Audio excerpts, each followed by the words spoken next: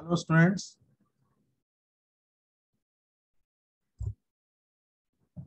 This is the second part of this chapter, that is Kinetics of Particle Part 2, Work Energy Principle. The previous part of this chapter, that is Newton's Law or D'Alembert Principle, it was based on acceleration. It was acceleration based working. Work energy principle is velocity based working. In Newton's law, the common unknowns were tension in the string and acceleration. Common unknowns in this chapter will be velocity and displacement. Now, before we start solving the sums, we'll understand the basic concepts related to the chapter. So this is what is second part of kinetics of particles, work energy principle. We'll cover this concept in two parts. So today we are taking the part one of this concept, work energy principle. So let's first understand what is work of a force. In simple words, work is force into displacement. What are the units of the work done? Newton meter and joules. Now, to understand it fundamentally, let's consider a particle of mass m, which is acted upon by a force F, making angle alpha with x-axis. Assume that this particle is moving along the rectilinear path, along the straight line. Position 1 is identified where its displacement with respect to origin O is x1. In position 2, displacement is x2 with respect to origin O. Force F is resolved. Its x component is F cos alpha and y component is F sin alpha. Now, work done by this force, work done by the force acting on the particle will be F cos alpha into x2 minus x1. What is x2 minus x1? Delta x, or net displacement. Here, F cos alpha will do work. F sin alpha will not do work. Why F sin alpha will not do work? Because there is no displacement in y direction. Displacement is in x direction. That's why F sin alpha will not do any work. Now, important points related to the work done. Work done by force is zero. Either the displacement is zero or the force is acting perpendicular to the direction of displacement. As in this case, in the given example, F sin alpha is acting perpendicular to the x-axis, perpendicular to the direction, normal to the direction of displacement. Displacement is in x direction, so F sin alpha is acting in y direction. That's why F sin alpha will not do any work. Now, although example, gravity force or the weight will not do work when the particle is moving along x-axis or particle is moving in horizontal direction. As the weight always acts in vertical direction, if the particle is moving in horizontal direction, weight will not do any work. Next point. Work done by a force is positive if the direction of force and direction of displacement are same, or force and displacement both are in same direction. Like for example, work done by weight is positive when the body is moving from higher elevation to lower elevation. All right. And similarly, work done by weight will be negative if the body is moving from lower elevation to higher elevation. Next, we'll understand work done by gravity force or weight. Gravity force is nothing but weight. Now here, I have considered a particle of mass m, which is moving along the curved path in vertical plane, x or y. Now here, there is a particle P. There is a particle of mass m. Its initial position is say P and final position is say P dash. So work done by weight, that is mg, during its elemental displacement from P to P dash will be du. Work done by the weight during its elemental displacement from P to P dash is minus mg dy. Minus mg dy. Why it is minus? Since weight is acting in downward direction and displacement in the direction of weight is in vertical direction. So displacement in the direction of weight is dy. All right. Now, work done by gravity force or the weight when the particle has moved from position 1 to 2 along the path 1, right, will be what? Integrate lower limit y1. You are integrating with respect to y. So lower limit of displacement is y1, upper limit of displacement is y2. So minus mg y, right? Y means y upper limit y2 minus y1. So minus mg y2 minus y1 or minus mg h if y2 minus y1 is h. So this U12 change, U12 represents a change in potential energy of the particle of mass m. Work done by gravity force will be same. Work done by gravity force, that is what we got in minus mgh, will be same even if the particle is moving along path 2. So we should remember from here, work done by weight does not depend upon the path. Work done by weight does not depend upon the path. You have seen in this diagram, when the particle is moving along the path 1, or the particle is moving along the path 2, work done by the weight when it has moved from position 1 to 2 is same, that is minus mgh. Minus mgh, why it is minus? Because weight is downward, displacement is upward. So work done by weight is mgh. H is what? Y2 minus y.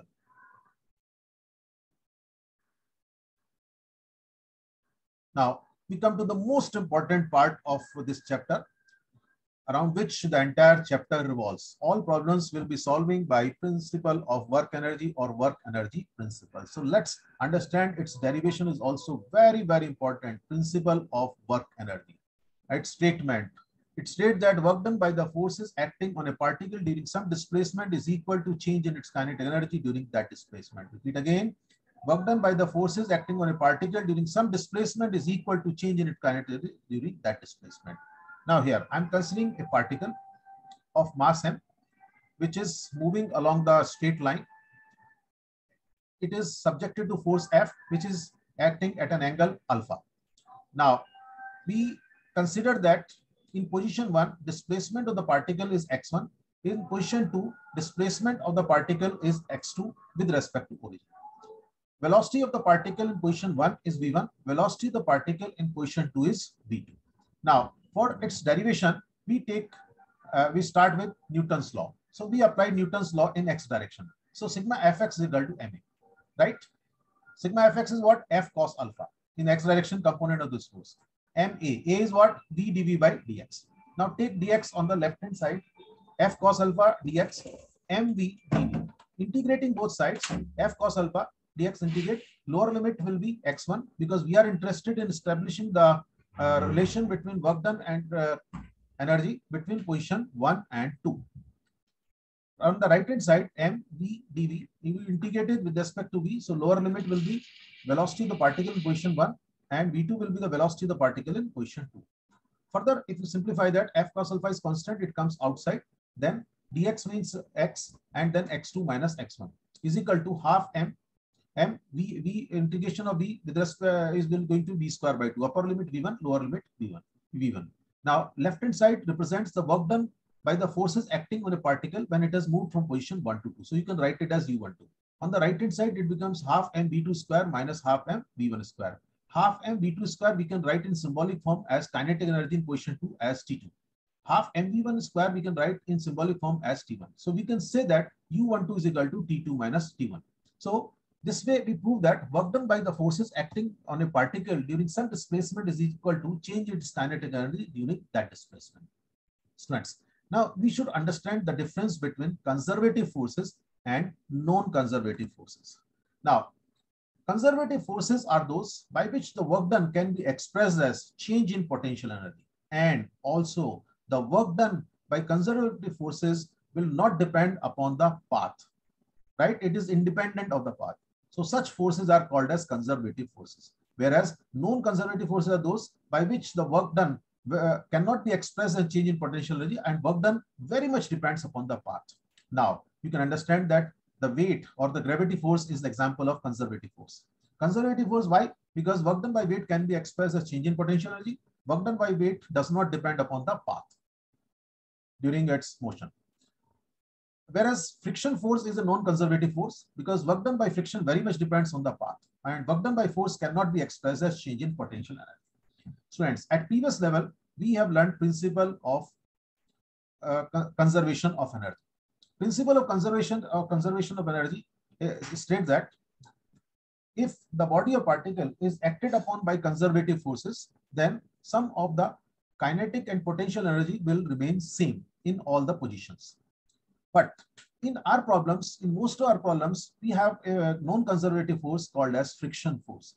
So principle of conservation of energy is of very little use for us. So most of our problems will need work energy principle. And as per syllabus, you are supposed to solve all problems by work energy principle only.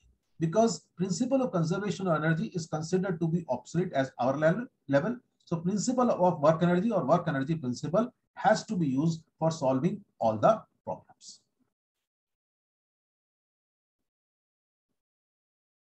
Now we come to the another force which we come across in this chapter, that is work of spring force. Here, students, I have taken a spring of stiffness K.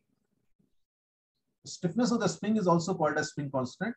In the first diagram is its undeformed position of the spring. You have a spring which is attached to wall, and at other end, mass M, block of mass M is attached.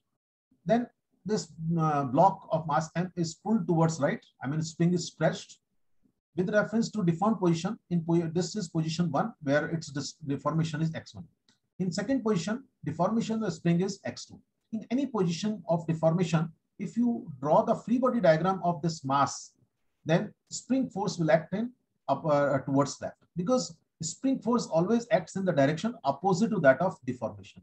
When I use the word deformation, it includes extension as well as it includes compression. Right now, in position 1, extension the spring is x1.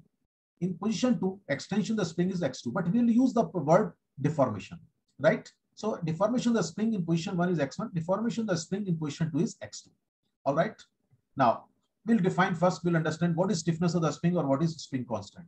So a spring constant of a spring is the force required to deform it by unit length. So K is equal to F by X. So a spring constant is the force required to deform the spring by unit length. So spring force is what? F is equal to Kx. Now, in any position, in general, if we show that X is the deformation of the spring, then spring force on this block will be acting towards left, and that is Kx. It acts in the direction opposite to that of deformation. Then we calculate work done by the spring force during small displacement dx will be what? Minus F dx. Why it is minus F dx? Because spring force deformation is towards right, displacement is towards right, and spring force acts towards left. Now, work done by the spring force when the spring is stretched from position 1 to position 2 will be what? U12, you will integrate du. Du is F dx minus F is Kx. So U12 is minus integration lower limit x1, upper limit x2, Kx, F has been and into x. So K by 2, we took outside minus K by 2. Integration of x is x square by 2, upper limit x2, lower limit x1. So when you open out this, it becomes U12 minus half K x2 square minus, just by printing error, here minus sign has been missed out. As you can see that from here, minus sign is there or not. So similarly, accordingly, here also minus sign will go. So work done by the spring force is minus half K x2 square minus x1 square. Again, I repeat, minus sign is missing here. That is printing error. So put the negative sign over here. Now, what are K is the spring constant, which is to be taken in Newton per meter only. X1 and x2 are the deformation, initial and final deformation of the spring. Or you can say that X1 and x2 are the deformation of the spring in position 1 and 2. All right, x1 and x2 are always to be taken in meters only in this chapter. This is about the unit part. Need to be very, very careful about the units in this chapter. All that will be well understood when we are taking the problem. So we are ready. Theory part of this chapter, that work energy principle is covered. Now we will be taking, I'll take 7-8 problems in this lecture. Accordingly, 7-8 more problems will be taken in my second part of this chapter, that is work energy principle. Now, we should also understand when do we use work energy principle, or what way it is different or different from the previous concept, that is Newton's law. Students, work energy principle is more useful when unknowns are what? Work energy principle is more useful when your unknowns are displacement and velocity. Again, I repeat, this principle is more useful when unknowns are velocity and displacement, whereas Newton's law was more useful when unknowns were acceleration, tension, time, etc. Work energy principle is applied between two positions. When you are applying or you are solving any problem by work energy principle, you need to identify two positions, position 1 and position 2. These positions are identified based on velocity, right? In position 1 and 2 will be identified where velocities are into consideration. Two positions are identified where velocities are into consideration, and they are given or they are asked. Work energy principle takes into account all types of the forces, whether conservative or non-conservative. So we'll solve all problems as per our syllabus in this chapter by work energy principle only. X1 and X2 are the magnitudes of initial and final deformation of the spring. We don't need to take any sign of X1, X2, whether it is extension or it is compression. You have to record only the magnitude of the deformation, because work done by spring force is minus half k x2 square minus x1 square. So x1 and x2, whether positive or negative, does not make any difference when you are calculating the work of spring force. Let's start with the problems. A 2000 kg automobile is driven down on 5-degree incline at a speed of 90 kmph when the brakes are applied, causing a constant total braking force applied by the road on the tires of 7.5 kN. This is braking force, means friction force. It is 7.5 kilonewton. Mind the units. We cannot take it in kilonewton. We'll take it in Newton. Determine the distance traveled by the automobile as it comes to rest. Now, students, we have to draw the free body diagram of this automobile in one position. So I decided to draw in position 1. In position 1, when you draw its free body diagram, I can show it as a box. Weight x vertically down. 2000 into 9.81. That comes out to 19620. Normal reaction will act perpendicular to the plane. Plane is making 5 degree with horizontal. Normal reaction will 5 degree with vertical. Weight can be resolved. Weight cos 5 and this is sin 5.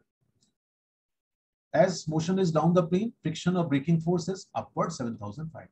Now position 1 and 2 are to be identified. This is, I can identify position 1 where velocity is given as 90 kmph. 90 kmph is not 25 meter per second. 90 upon 3%. You all know that how to convert kmph into meter per second. That divide by 3.6, kmph gets converted to meter per second. Second position, you can identify or mark it in the diagram where it comes to rest. So displacement or distance between the two positions, that is what is unknown in this problem. Now we have identified two positions, right? So we are ready. We have drawn the free body diagram. Now we understand when this automobile moves from position 1 to 2, which forces will do work. All forces along the plane will do work because displacement is along the plane. All forces normal to plane will not do work. So what are the forces which are acting along the plane? 19620 sin 5 and 7005. Now, to find the normal reaction, we can apply on this free body diagram sigma Fy is equal to 0. So N1 is 19620 cos 5. Now we write work energy principle is applied between position 1 and 2. So U12 is T2 minus T1, right? U12, which forces will do work? 19620 sin 5 into S will do positive work, minus 7500 into S, because component of the weight is in the direction of displacement. So work done by this is positive. There's friction is in the direction opposite to that of displacement, and that is negative. All right. T2 is 0. As kinetic energy in the position 2 is 0 since it comes to rest. T1 is half mv square. V is V1, that is 25. That comes out to be S is 107.94. All right. So this problem could have been solved by Newton's law also.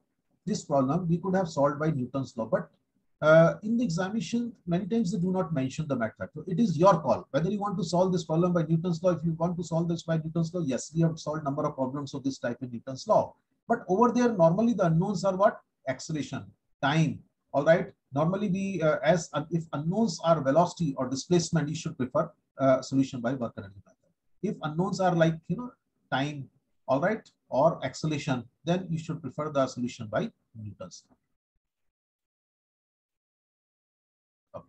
Ready to take up the next sum? Read the second sum. A force of 500 Newton is acting on a block of mass 50 kg. Resting on a horizontal surface as shown in figure. Determine its velocity after the block has traveled a distance of 10 meter. Assume uk is 0.5. Take g is equal to 10 meter per second square. This is the diagram what is given in the problem. We'll draw the free body diagram of this block. Weight will act vertically now, 500. Normal reaction vertically upward. Motion is to the right. Friction is to the left. This 500 should be resolved. 500 cos 30. 500. Block starts traveling from rest. This is position 1. V1 is 0. Second position, where velocity is required after it has traveled 10 meters. So we identified position 1 when it starts from rest. Position 2 after it has traveled 10 meters because its velocity is required after travel of 10 meters. So position 1 and 2 are identified. In position 1, velocity is 0. In second position, velocity is 0. Here in this diagram, if you apply sigma Fy is equal to 0 is necessary to be applied. Sigma Fy is equal to 0 is same as we are applying in Newton's law or in any other problem. Upward forces are equal to downward forces. N1 is upward. Plus 500 sin 30 is also upward. All right. This is 500 sin 30. That is upward is equal to 500. So that comes N1 comes out to be 250. Now apply work energy principle from 1 to 2. So what will you write to represent that? U12 applying work energy principle between positions 1 and 2. U12 is T2 minus 0. When I write U12 is equal to T2 minus T1, that means I'm stating that work energy principle is being applied from position 1 to position 2. Now let's see the work done. 500 cos 30 will do positive work. 0.5 N1 will do negative work because displacement is towards right. So we can write 500 cos 30 minus 0.5 N1 into S. S is nothing but 10 meter in this case. T2 is half mv square. Our mass is what? Weight upon T. V square minus T1 is 0. Right? Substitute the value N1 as 250. Substitute the S distance is given to us 10 meter. So 500 cos 30 minus 0.5 into 250, that is N1, into 10 is equal to half mv square. Use your calculator, you get the velocity 11.1 meter per second. You get the velocity as 11.1 meter per second. This problem also could have been solved by Newton's law, but we have preferred to solve it by work energy principle because my unknown was velocity. My unknown was not acceleration, my unknown was not tension, not even time.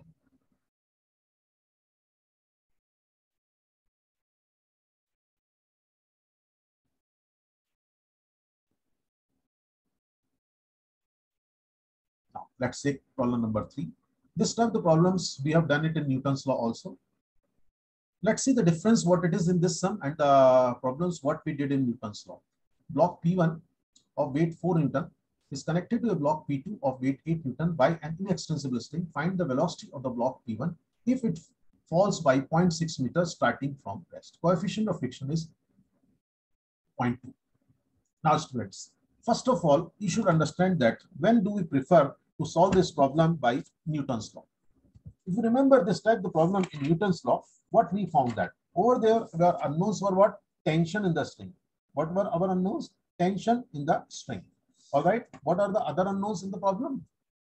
Tension in the string or acceleration were the unknowns. Now, when you want to this problem right now, we will prefer it by work energy principle. Why do we prefer it by work energy principle, even if they have not said anything? Reason for that is tension in the string is not unknown. All right. And our unknown is what is velocity of the block after block P1 has fallen by 0.6 meter. So we'll in work energy principle, we consider FBD of the system as 1 unit so that tension in the string will not come into consideration. Now we draw free body diagram of the two blocks connected by a string as a system.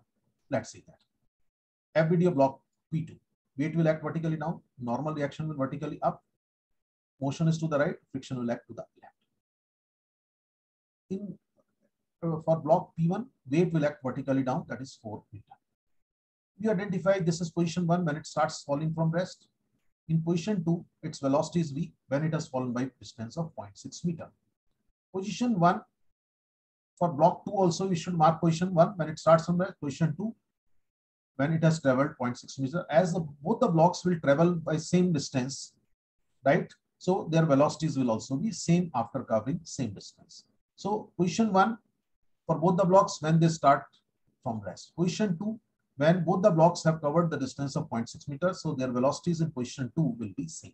V2 is V for block P1, V2 is V for block P2. Now, we can apply for block P2, we can apply sigma Fi is equal to 0 and 1 is 8 Newton. On FBD of entire system, string tension does not come into consideration. As you can understand, if they are considering FBD of the two blocks connected by string has not been cut. So string tension does not come into consideration. So we apply work energy principle from position 1 to 2 for all the blocks or all the bodies of the system. So we are using the sign summation. Summation U12 is equal to summation T2 minus T1. Just see that this 4 Newton will do positive work. 4 is downward and displacement is downward. Here weight and normal reaction will not do work. This friction will do negative work. Minus 0.2 N1 into 0.6. Change in kinetic energy for this block, half mv square minus 0. Initial kinetic energy of each block is 0. For this is block P1. So what is half m? M is weight W upon G. 4 upon 9.81 into V square minus 0. Plus half into 8 upon 9.81 into V square minus 0.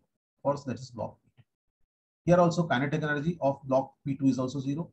This is T2 minus T1. T2 minus T1. This is for block P2. This is for block P2. Initial kinetic energy of each block is 0. So this is kinetic energy of block P1 final. This is kinetic energy of block P2, that is final. N1 is 8 Newton. Substitute that, solve it, simplified, you get the velocity as 1.53 meter. That means velocity of block P1 after it has fallen by 0.6 meter will be equal to 1.53 meter per second. Although this problem also can be solved by Newton's law, but you should not prefer to solve this problem by Newton's law. You should prefer to solve this problem by work energy principle only, because he has not asked tension testing. He has not asked you the unknowns like acceleration of each problem.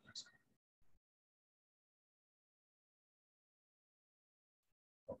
We'll solve one more problem.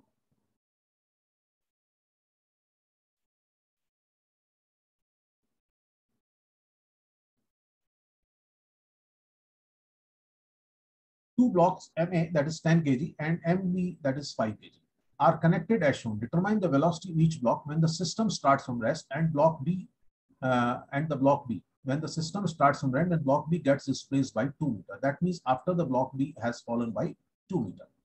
All right. Take mu is equal to 0.2 between the block A and the horizontal surface. Students, this stuff the problems also we have done in Newton's law. But when we had solved these problems by Newton's law, our unknowns were tension in the string, acceleration of two blocks A and B. This time unknowns are what? Velocity of the two blocks. What are the unknowns are what? Velocity of the two blocks. Is he asking acceleration? No. Is he asking tension of the string? No. So first we'll apply constant length of string method on the entire system. Consider entire system as 1 unit, apply constant length of string. I hope during the motion, when you are drawn this diagram again, you'll understand that distance between the center of this pulley and this rigid support will remain same, so we call it as P. When the motion happens, this length of the string will change, which governs the movement of block B, so we call it as varying length, say XP. During the motion, distance between this rigid support and center of this pulley will also change. That we write it XA. Why we write XA? Because this length will change and it governs the movement of block A. So length of the string will be what? 2XA plus B plus XB is equal to constant. Differentiating twice with respect to T. What you get it? Differentiating once only. If you want to get the velocity relation, you have to differentiate once. So we'll say differentiating with respect to T, you get a VB plus 2VA is 0.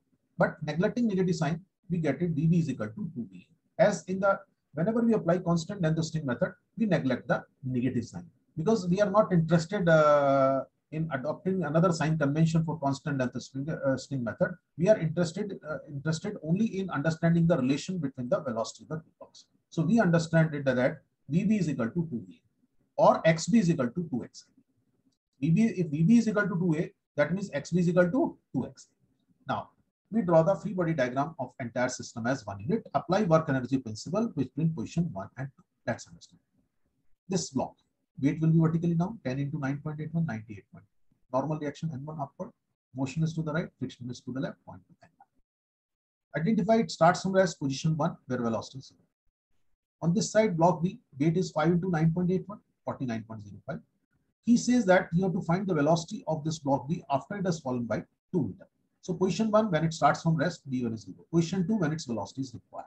And at that time, distance between these two positions is 2 meters. So distance traveled by the two block B is 2 meters.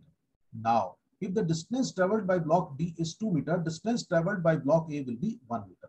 How come it is 1 meter? We understand XB is equal to 2XA. That means XA is equal to XB by 2. If XB is 2 meters, XA will be 1. So after 1 meter, its velocity of the block A is, say, VA. In final position. In initial position, velocity of each block is 0. In final position, velocity of block B is VB. In position 2, velocity of the block A is VA. Now, we apply sigma Fy is equal to 0 on block A. So N1 is equal to 98.1 meter. Now U12 is equal to T21 plus T1. Again, summation sign is written because we have more than one block in the system. Now, see that. 49.05 will do positive work, weight downward, displacement is down. 49.05 into 2, that is positive work. Here weight will not do work, normal reaction will not do work, friction will do work, but negative. Because displacement is to the right, force is acting to the left. So minus 19.62 into 1. Then work done part is over. Now change in kinetic energy. First we are taking for block B. Final kinetic energy half into 5 into VB square, initial is 0. Plus half now for block A. Half into 10 into VA square minus 0, this is for block. Initial kinetic energy for block B as well as block A is 0. Right? Now, we need to substitute what? VB is equal to 2VA. VB is equal to 2VA, we substitute. Solve it, simplify it, you get the value of VA. VA comes out to be 2.287 meter per second, and VB is equal to 2 VA, so it comes out to be 4.575 meter per second. So students, this way we have solved 4 problems of the blocks. First 2 problems of the blocks I have explained to you, which were acting as a single unit. Then problem number 3, I took it where the 2 blocks were connected by string in such a way that distance moved by 2 blocks was same. Problem number 4 right now, which we have discussed just now, it was involving the principle of constant length of string method also. But still we considered FBD of entire system as 1 unit. So whenever this kind of the connected bodies problem you are solving by work energy principle, normally your unknowns will be either distance or will be velocities. So tension the string is not asked if the problem is to be solved by work energy principle. If tension the string and acceleration of the blocks are unknown, then problems should be preferred by Newton's law method, as we have solved many problems in our previous topic.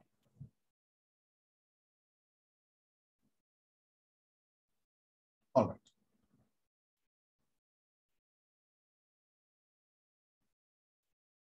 Move to problem number 5. Now we are taking rest all problems in this chapter. What I'll be covering in my lecture will be based on springs only, where in every problem work of spring force will come into consideration, as most of the time in our examination they ask the problems based on spring only from this chapter. So only 4 problems I covered without the spring force. Rest all problems what I'll be discussing in the lecture will be involving spring. Now let's read the sum. If 5 kg mass drops 2 meters upon a spring whose modulus is 10 Newton per mm, what will be the speed of the block when the spring is deformed by 100? Deformed means compressed by 100 m. Now we first draw a block where I show its speed 5 into 9.8 per 49.05. Initially it starts from rest, drops means it starts from that, we write its position 1. Now we have shown a spring on which a block is falling. He's asking you to find the velocity of the block after block has compressed the spring by 100 mm. 100 mm is 0.1 meter. So that is identified as position 2. This is what is essentially required in any position of work energy principle. You need to identify position 1 and 2. Positions are identified where velocities are into consideration. Velocities are into consideration. Now, K is the stiffness of the spring, 10 Newton per mm or 10,000 Newton per meter. When the block is in position 1, deformation of the spring is nil. Spring is undeformed, so x1 is 0. When the block is in position 2, deformation of the spring is 100 mm or 0.1 meter. U12 is equal to T2 minus T1. Work done by this weight will be positive, 49.05 into 2.1. Why? Weight is downward, displacement is downward. Minus half K. K is 10,000. X2 square minus X1 square. X2 is 0.1. X1 is 0. Substitute that values. Change in kinetic energy. In second position, it is half mv square. Half into 5 into v square. In initial position, it is 0. Just solve it. You get the velocity as 4.6 meters per second. Again, I repeat. This diagram was not given, so we have shown a block. Your block weight will be acting on it. Starts from as position 1. It is falling on a spring from 2 meter. So that means after 2 meter, there is a spring. And he's asking velocity of this block after the block has compressed the spring by 100 mm. So that becomes a second position. So then x1 is 0. When the block is position 1, x1 is 0. Block is position 2, x is deformation is 0.1. And that is your becomes your x2. When you apply work energy principle from 1 to 2, weight will do positive work.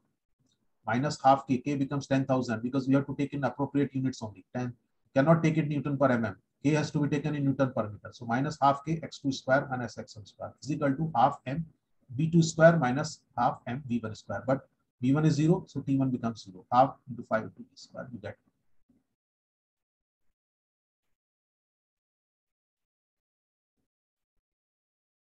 Let's move to the problem number 6.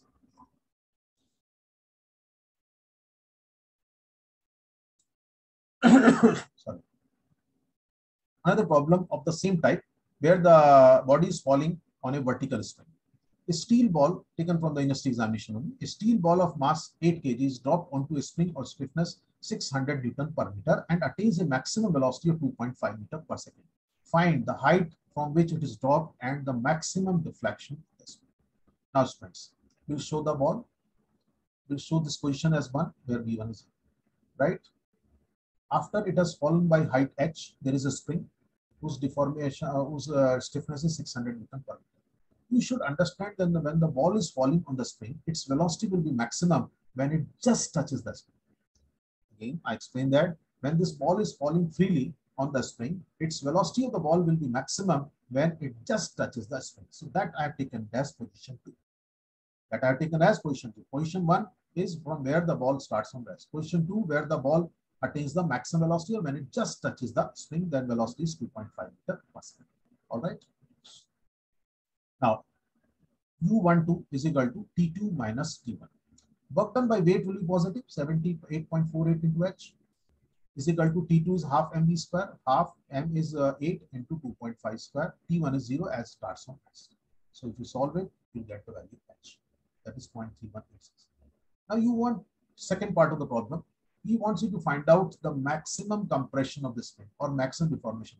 See, ball will hit the spring with maximum velocity, and velocity of ball will go on reducing as it compresses the spring. A stage will come when the ball has compressed the spring to maximum extent. At that stage, the ball will come to rest. So we identify question 3 when the ball comes to rest, and at that stage, deformation of the spring will be maximum. That is what is X. So when we apply work energy principle from 1 to 3, in position 1, deformation of the spring is 0, that is X1. When the ball is in position 3, deformation of the spring is X, that is X3. Now apply work energy principle from 1 to 3. So weight will do positive work, 78.48 into H plus X. H is 0.3186 plus X. Now work of spring force minus half K. K is 600, X2 is X, X1 is 0. Is equal to 0 minus 0. Why 0 minus 0?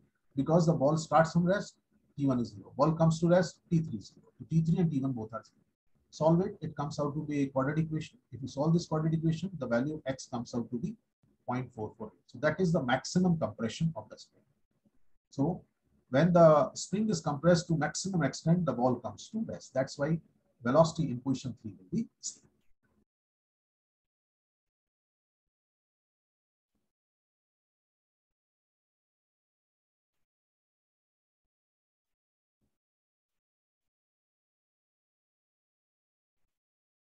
All right. In the next problem, we are considering a ball which is moving in horizontal direction. We are considering a problem where the ball is moving in horizontal direction and hits a spring which is placed horizontally. Let's understand. In the last two problems, the block was falling vertically and spring was also vertical. Here motion is horizontal and spring is also placed horizontally. A spring of stiffness K is placed horizontally and a ball of mass M strikes the spring with a velocity of V. Find the maximum compression of the spring. Mass of the ball is 5 kg. K is 500 Newton per meter. By chance it is written Newton meter. It is not Newton per meter. Newton per meter as here also. This is small print. B is velocity is 3 meter per second. Now we draw the given diagram. We show the ball. Its weight is vertically down. This is position 1. In position 1, velocity is 3 meter per second. How long this ball will continue to compress the spring till ball comes to rest. So in position 2, velocity of the ball is 0. And in this position, it compresses the spring by amount delta. So K is 500 Newton per meter it is given. Weight of the ball is 5 into 9.81, that is 49.05. Applying work energy principle from 1 to 2. Right? U1 to T2 minus T2. In position 1, deformation of the spring is 0, as the spring is undeformed. In position 2, deformation of the spring is delta. So X1 is 0, X2 is delta. Work energy principle. Now, weight will not do any work. Why weight will not do any work? Weight is acting vertical and displacement is horizontal. So weight will not do any work. Only spring force will do work. So what is spring force? Work of the spring force minus half K. K is 500.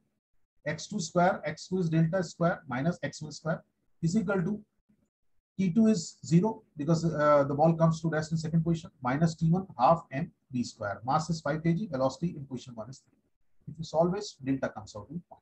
So after the ball has compressed the spring by 0.3 meter, the ball comes to rest. So again, important feature of this problem is that weight will not do any work since weight acts vertically down and displacement of the ball is in horizontal direction. All right, students. So this was all about. So we have covered this